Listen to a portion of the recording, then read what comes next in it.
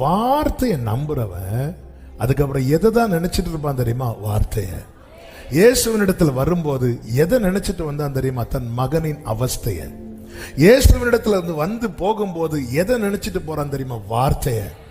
அவன் போய் அந்த பாதை முடிகிறதற்கு முன்னதாகவே வார்த்தை நிறைவேறின செய்தி வருகிறது. வார்த்தையை நம்பி போறவங்க பாதை முடிவதற்கு முன்னமே வார்த்தை நிறைவேறின செய்தி வரும். எத்தனை பேர் நம்புறீங்க? வார்த்தையை நம்பிதான் நம்முடைய பயணம் போயிட்டு இருக்கா? ஹல்லேலூயா.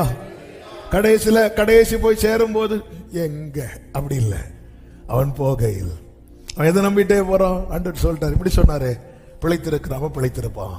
எப்படி பிழைத்திருப்பான்? எப்படி எழும்புவான்? நான் தான் நிறைய ட்ரீட்மெண்ட்லாம் கொடுத்துட்டேன், எழும்பலையே. ஆனா ஆண்டவர் சொல்லிட்டாரு. அப்படி போகும்போது வராங்க, வந்து மகன் பிழைத்திருக்கிறான் அப்படின்னு. ஆமென்.